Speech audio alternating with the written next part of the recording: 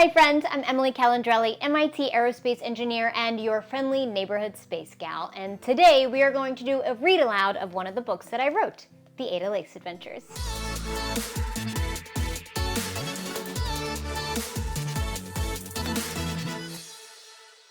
There are 6 books in this series so far. This is the first one, Ada Lace on the Case, written by myself and my co-author Tamsin Weston and illustrated by the forever talented Renee Carilla. This story features 3rd grade scientist and inventor extraordinaire Ada. Ada discovers that her neighbor's beloved Yorkie has been dog-napped, and so she works with her new quirky artistic neighbor Nina to help solve the case, which becomes more mysterious day after day and page after page. The inspiration behind the Ada Lace Adventures series is that I just wanted a book like this when I was a kid. A book about science and adventure that featured a little girl as the main character. The character Ada is named after Ada Lovelace, who many people consider to be the world's first computer programmer. This book is written for kids ages 6 to 10, but is especially perfect for kids who love science. It was important to me that the book be rooted in real science, and so in the back of the book you'll find a behind the science section where I go into more detail about the science concepts in the book. Ada Lace on the Case by Emily Calandrelli with Tamsin Weston. Illustrated by Renee Carilla. For the quiet girls who have the loudest minds and the boldest dreams. Chapter 1. Goodbye with the side of bacon. Ada was sick of sitting. She was sick of the cast on her leg. She was sick of watching the world go by without her.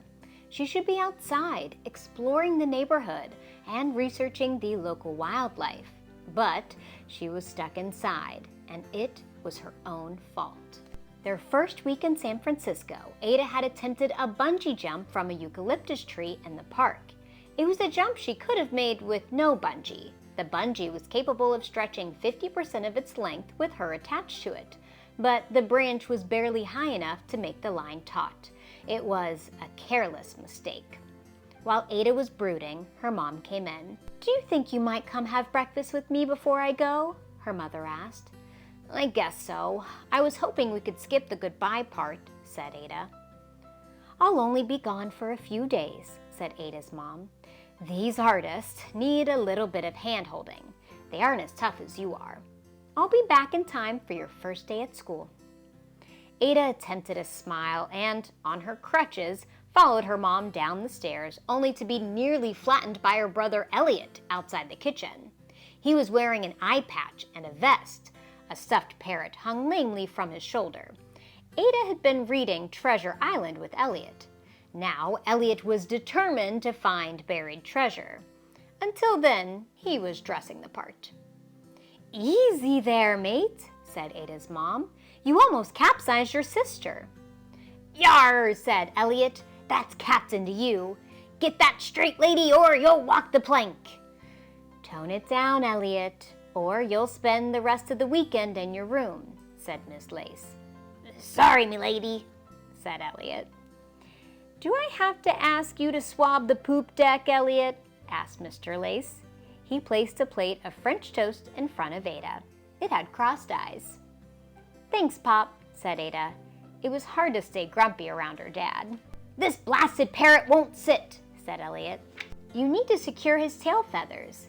Ada wrapped the string around the parrot's tail and feet, then tied it. "That requires a square knot. What you had was a granny."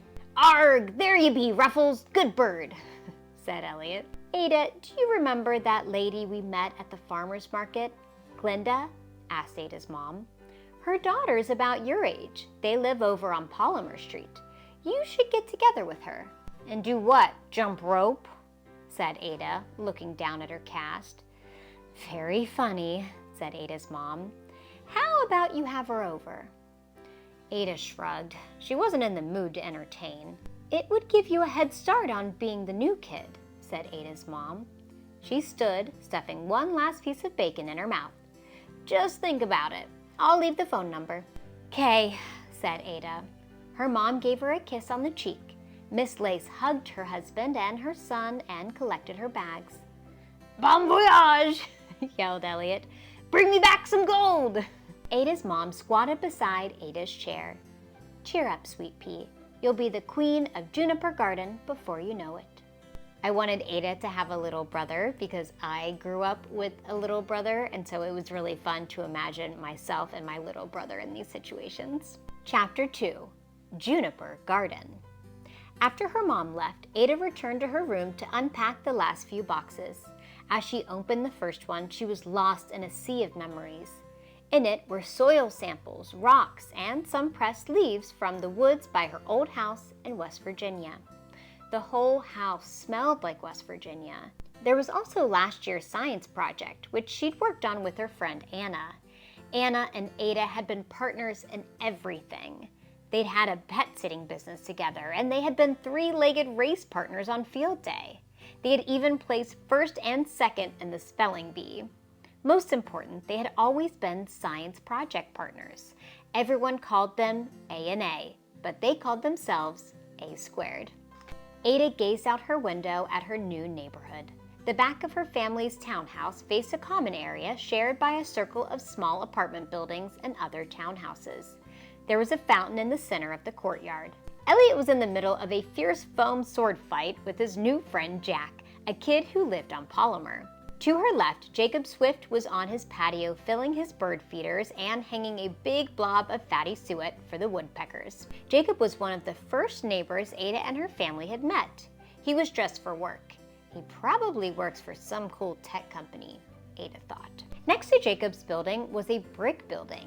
Ada had seen an older man with orangey brown coveralls walking out of it the other day, but she hadn't met him yet. To the right of his building was an alleyway that led to a street on the other side of Juniper Garden. To the right of the alley were 5 more buildings that curved around the courtyard and another small driveway with metal gates. Ada looked over at Jacob's patio again. A bunch of birds had gathered around the feeder. There were finches of different colors and a lot of sparrows. She saw Jacob standing at his back door smiling. From the apartment 2 floors above him, Jeannie Francis watched too. A squirrel came and muscled out the birds. Then a little Yorkshire Terrier ran from the ground floor apartment at the front right side of Juniper Garden. The dog barked and scared every living thing away. The terrier's owner, Miss Reed, came out of her apartment chattering on her phone. She talked so loudly Ada could make out every word. "I know," Miss Reed said. "They have no business putting something that expensive on the registry." The man in coveralls came out the back door of the building next to Jacob's. Mr. Coveralls bent down and whistled, holding his hand out toward Miss Reed's dog, which trotted over to him. "Marguerite!" Miss Reed yelled. The dog romped happily back to her owner. Miss Reed led her inside. The man in the coveralls looked disappointed. Jacob came back outside with a leather case and a newspaper. He handed Mr. Coveralls his paper with a friendly nod, then walked down the alley that led to Polymer Street. Mr. Coveralls headed back inside. A few minutes later, Jeannie came down dressed in wide-legged trousers and carrying a blue case. She looked like she could work at the gallery where Ada's mom was the curator. Ada instantly felt lonely thinking about her mom. Ms. Lace was away meeting a new artist, which wasn't unusual, but did she have to go so soon after the move? It was hard enough being in a new place with mom at home and with a healthy leg. Ada hobbled over to the bookshelf and pulled out a book about Charles Darwin's Galapagos journey. It had a bunch of his field notes in it. She sat by the window and tried to read, but couldn't focus because her foot itched. She grabbed a pencil and tried to scratch it, but the pencil wasn't long enough. She picked up a ruler from her desk, but the ruler was too thick to fit inside the cast. The itch grew and spread. It danced up and down her leg. Ada searched desperately around her room for the right tool. On the shelf above her desk, Hydrogen and Oxygen, her 2 pet turtles, were having a slow tug-of-war with a carrot. Next to their tank, she spotted an old radio antenna that she had rescued from the trash. She hoisted herself up on a crutch and reached up for the shelf. Her fingertips just touched the antenna, but it rolled away from her down and behind the desk. The itch itched more. It tickled, it burned. She knew it was really just a feedback loop in her neurons, but that didn't make it any less annoying. "Ugh!" Ugh! Ada collapsed into her chair and scratched at her cast. "Ada, are you okay?" said Ada's father. "I'm dying of an itch," said Ada. She could hear him rattling around in the kitchen. A minute later, he appeared at her bedroom door. Ada examined the pen, the spoon, and the chopstick her dad offered her. She chose the chopstick, slid it under her cast, and scratched and scratched and scratched. It was beautiful. "Thanks, Pop." Relieved, she grabbed a field guide. Ada had started keeping field guides after reading about Charles Darwin on the Beagle. Her mother had encouraged her to keep a diary before the move, but Ada couldn't really get into it. The field guides were a better fit. She liked the idea of keeping track of what was going on around her and kept her entries to the facts. She liked facts. 10 to 10:45 a.m. Read 15 more pages in the Darwin book. Still haven't gotten to the Galapagos. 10:45 to 10:46 a.m. Timed how long it took for an ant to crawl across the windowsill. 24 seconds to cover 60 centimeters. 11 to 11:05 a.m. Hung my head off the side of the bed. Results unclear, but slightly dizzy. 12 to 12:30 p.m. Ate Pop's famous tuna fish sandwich. The pickles were extra crisp this time. 1 p.m. Fed hydrogen and oxygen, 4 pieces of cucumber and 2 strawberries. H&O, too, are good at eating. So slow and careful. I wonder if turtles can get fat. She read her notes, which made it very clear how boring her day was. Now her boredom was preserved for future generations. Chapter 3. Aloha. At 1:57, Ada heard a "Yarr!" 1:57 p.m. Elliot's home. "Batten down the hatches! Hoist the main! Shiver me timbers!" Elliot shouted. He ran up the stairs and stopped in front of Ada's room. "Welcome home, Captain," said Ada. "So long, milady! I'm off to fight the Royal Navy!" Just like that, Elliot was gone again. Ada supposed it was time to finish unpacking. Then Ada's dad's head popped in the door. "You have company, Glinda's daughter." The visitor burst in front of him. "Aloha, I'm Nina," Ada's unfamiliar guest sang. She had 2 buns on either side of her head and was dressed in every color imaginable. "Do you know that aloha doesn't just mean hello? It's a combination of presence and life and can be used as a goodbye or a form of welcome. Pretty cool, huh?" Ada had never heard anyone sound so excited. Nina floated around Ada's room, examining things. Well, examining wasn't the right word. She was dancing with them, ogling them, maybe even casting a few spells on them. She picked up Ada's test tube rack from her first chemistry set. She tried on Ada's night vision goggles. She took a peek in the box that Ada had half unpacked. She put on Ada's homemade gecko gloves and gazed at her hands. She held up every slide under Ada's microscope and found a different adjective for each. Flamboyant, rotund, scintillating, tubular. Ada was impressed with Nina's vocabulary, though she kind of wished Nina would stop touching all of her stuff. "Your room has such great energy," said Nina. "Well, thanks," Ada said as she straightened the equipment left awry in Nina's wake. "Turtles! Oh my goodness, they are so cute," said Nina. She was just about to reach in hydrogen and oxygen's tank when the high whine of a small engine caught her attention. Uh-oh, I bet that's Milton Edison. She ran to the window. Ada propped herself up on a crutch to have a look. Outside in the garden, Milton, a boy who lived 3 buildings to the right of the alley in a fancy townhouse, watched a drone floating around the courtyard. All attention seemed to turn to the drone. Jack and Elliot dropped their swords. Mr. Coveralls came to the window, and Miss Reed's little dog barked viciously. Milton zoomed the aircraft just above Marguerite. Her fur was stirred by the air from the rotors. Marguerite yelped and ran back to the door. Ms. Reed came outside. "Milton Edison, you keep that thing away from my Marguerite!" "I was just flying it, Ms. R." Marguerite was the one who wanted a closer look. "I wonder if you have the proper registration for such an aircraft." Milton landed the drone, picked it up, and ran out of the garden, by the way, the alley. "Wow, you have the best view ever," Nina said. It's like Properly Way, only in real life. What's Properly Way? It's a show I watch with my aunt. It's all about a neighborhood and how people get along or don't get along, like a pond with frogs and flies and lily pads and algae and all of that. An ecosystem? Said Ada. Yes, exactly, an ecosystem. There's a whole cycle of energy to an ecosystem, you know? I do, said Ada, gazing out the window at the scene below.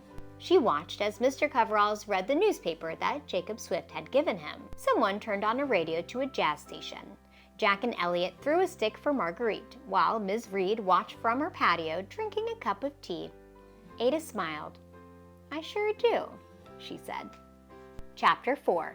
The Urban Ecosystem. Ada was excited to have something new to occupy her time, observing the Juniper ecosystem.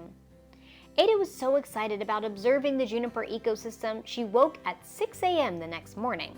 She took her field guide and her favorite pencil to the window to record her findings. 6:03 a.m. Partly cloudy. 4 humans, 3 squirrels, 6 finches, 22 sparrows, and a dog are present. Observations. Ms. Reed left her apartment with Marguerite at 6:15 a.m. She was not on the phone. Jacob Swift hung an old record just above the bird feeder. I didn't know what it was for, but now I do. When a squirrel steps on the record to get to the feeder, the record starts to spin, and the squirrel goes flying. Clever invention. Mr. Coveralls came downstairs with a cup of coffee. He watched the birds for a while and then went back upstairs. Jacob came through the alley with Jeannie. They were dressed in running clothes. 7 a.m. Jacob dropped a bunch of wire and a newspaper by Mr. Coverall's building. Then he walked down the alley to the back street. Wonder what all that wire is for. Found out the shrubs by the fountain are Juniper californica. Ah, that must be why this place is called Juniper Garden. 7:25 a.m. Mr. Coveralls came downstairs and picked up the coil of wire and the paper and took them inside. Ada left the window to have breakfast with her dad and brother. Then she finished unpacking before getting back to her field guide. 11:02 a.m. Returned to see Mr. Coveralls walking in with a bag from the thrift shop. Elliot and Jack are playing with Marguerite again. 12 p.m. Pop's tuna fish is especially spicy today. Mr. Coveralls has a fish tank with lots of colorful fish. We'll need better binoculars to tell what kind they are. Ada reached for her stronger binoculars. You wouldn't believe what happened today, Nina said. Ada nearly jumped out of her skin. She was all so focused on the garden that she didn't notice Nina come in. Oh, hi Nina. How did you get in? Your dad let me in. I told my sister Rita to go home, said Nina. You know, so we could hang out. Oh, okay, said Ada. She looked out the window with her binoculars. Anyway, she's pretty shaken up. We had a pretty traumatic event today, said Nina. Rita dropped my mom's mirror and broke it. Oh, did she cut herself? Asked Ada. No, but she dropped a mirror, Ada, said Nina. A mirror. That's bad news. Did you get it all cleaned up? Asked Ada. That's not the point. Anyway, I gave her all the best amulets, my 4-leaf clover, my favorite fortune cookie. Hopefully that will do the trick, said Nina. Maybe I can find a horseshoe in Golden Gate Park. Ada looked at Nina blankly. Everyone knows breaking a mirror is 7 years bad luck, said Nina. Right, Ada said. But it should be okay since there's no scientific evidence for luck. Oh well, maybe not yet, said Nina. So, what's happening on our version of Properly Way? Mr. Coveralls brought home a bag from the thrift shop, said Ada. Who's Mr. Oh, Mr. Peebles. Yeah, he's a weirdo. He's always collecting weird stuff, said Nina. Broken vacuum cleaners, blenders, microwave ovens, old radios, satellite dishes. Ada could imagine creating some cool gadgets out of those items. I wonder what he does with it all, said Ada. What if he's building a spaceship, said Nina. The probability of that seems low, Ada said. Nina laughed. But it's kind of fun to think about, right? Yeah, I guess it is, said Ada. Another engine's whine came from below. It was not quite the same tone as the sound from the day before. Milton Edison, said Nina. Her expression darkened. Sure enough, a big, knobby, tired truck came bumping around the fence by the side alley into the garden. Milton Edison stood at a distance with his remote. The truck raced toward Marguerite. Ruck, ruck, ruck, barked Marguerite. It sounded like he's saying, truck, said Nina. Ada giggled. It was kind of true. Marguerite chased after the truck. The truck made a U-turn and chased Marguerite back into the other direction. She seemed to be having fun. Ada and Nina laughed as they watched. But Ada guessed that Ms. Reed wouldn't find the show as funny as they did. She was right. Milton Edison, I am telling your mother, yelled Ms. Reed from her back door. She pulled her phone out of her pocket to show that she meant business. Milton's monster truck whizzed back toward Milton. Milton grabbed the truck and ran out of sight. Ms. Reed put her phone away. She called Marguerite, who trotted back to the door, wagging her tail. For the moment, the garden was peaceful. Ada took out her field guide to jot down what she had just seen. Is that a diary? Asked Nina. It's a field guide for our ecosystem, said Ada. This way I can keep track of what's happening in Juniper Garden. So it's like a diary, said Nina. You put your thoughts in there and stuff? Not really. I make a record of what I see, said Ada. Said Nina. So it's a little bit like like a field guide, said Ada. You know, like what a scientist might keep. So you wouldn't, write a poem about Marguerite in it, said Nina. No, but I try to draw pictures so I can remember what they look like later, said Ada. I love drawing. Is that a rat? Asked Nina. That's Marguerite, said Ada. Oh, yeah, of course, said Nina. Nina went home at 5. A little while later, Ada had dinner with Elliot and her dad. Then she video chatted with her mom. So you met Nina, said Mom. You sent her over, didn't you? Said Ada. New friends are good, Ada, said Miss Lace. How did you get along? Fine, I guess. Nina is interesting, said Ada. She's funny, quirky. She's not like Anna, though. Nor should she be, Ada, said Miss Lace. She's a new friend. I guess you're right, said Ada. 8 p.m. Mom called from Barcelona. There was a pair of possums by Ms. Reed's trash can, but they ran away when she let Marguerite out. Ada read Charles Darwin's notes on the blue-footed booby until her eyes started to droop. She woke sometime in the night to the sound of Ms. Reed calling out for Marguerite.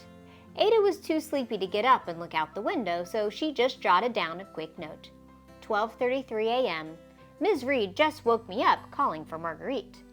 Then Ada rolled over and went to sleep again. Chapter 5. The Disappearing Dog. Ada woke the next morning to Elliot's plastic dagger across her neck. Tell me where the booty is, Lady Lace, or I'll slice you open like a sack of molasses, he sneered. Molasses doesn't come in sacks, said Ada with her eyes still closed. And that dagger wouldn't slice a soft-boiled egg, Elliot Lace. That's Bluebeard to you, missy, said Elliot. She opened an eye to see Elliot with a blue magic marker beard. Pop, Elliot needs to wash his face, yelled Ada. Ada, Elliot complained. He bolted out of the room. She heard her father drag Elliot into the bathroom and turn on the water. No, that's me Bluebeard, no! With the captain out of the way, Ada grabbed her notebook and went to the window. 7 a.m. Foggy. Feels like home. Attendance. Can just make out a bunch of sparrows and maybe a goldfinch. So quiet. Does fog affect sound? Investigate this further. 7:30 a.m.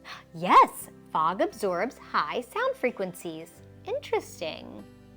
Ada peered hard into the whiteness, but she couldn't make anything else out. She decided to look at the Beagle book again.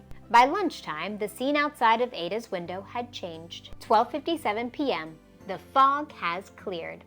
Nina just waved at me from the back alley. I wonder how long it will take her to come upstairs. 12:58 p.m. 30 seconds. "What's new on Popperly Way?" asked Nina. "It's been quiet," said Ada. Just then, they heard another engine outside. Both Ada and Nina rushed to the window, although Ada rushed a little more slowly. "What could he have this time? A boat?" said Ada, smirking. "No, it's still the truck." "Oh, ha! That's funny," said Nina. Milton zoomed his truck around in figure eights through the garden. He tried to chase some squirrels, but they just ran up some trees. There was no sign of Marguerite or Miss Reed. After a few minutes, Milton got bored and left. "I guess Miss Reed got smart about Milton, huh? She must have let Marguerite out earlier," said Nina. "Actually, I haven't seen them all day," said Ada. "It was really foggy this morning, so I guess they could have been out earlier, but I haven't heard any barking." Maybe they went away," Nina said.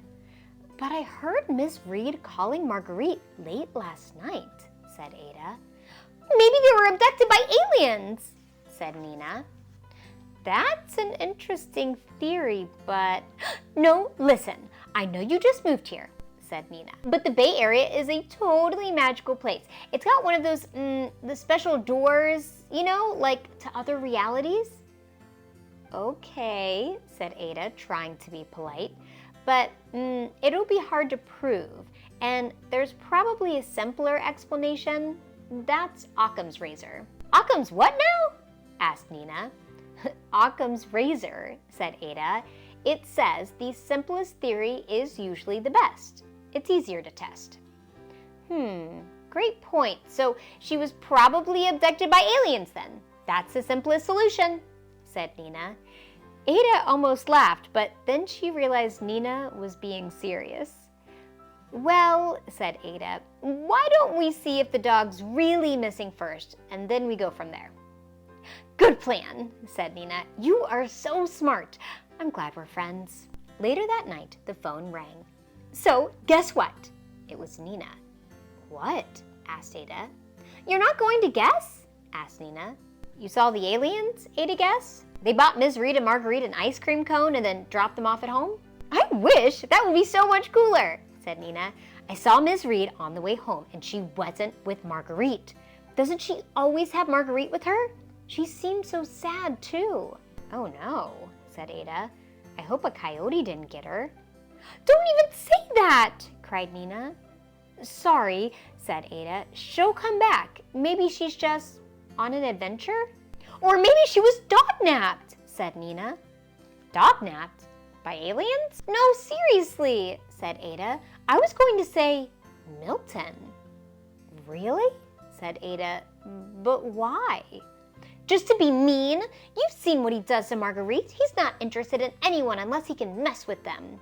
Maybe he got mad that Ms. Reed kept threatening to tell his mom, and so he decided to get even." Interesting. "Are you being sarcastic?" "No," Ada said. "You might be onto something. He certainly is a prime suspect. I'll keep an eye out. We'll need to step up our surveillance." Ada gazed longingly at the gecko gloves on her shelf. The gloves allowed the wearer to scale vertical surfaces, just like a gecko. She made them last month, but hadn't had a chance to try them out. If only she weren't injured, she could use them to climb Milton's building and peek into his window. She looked across the way.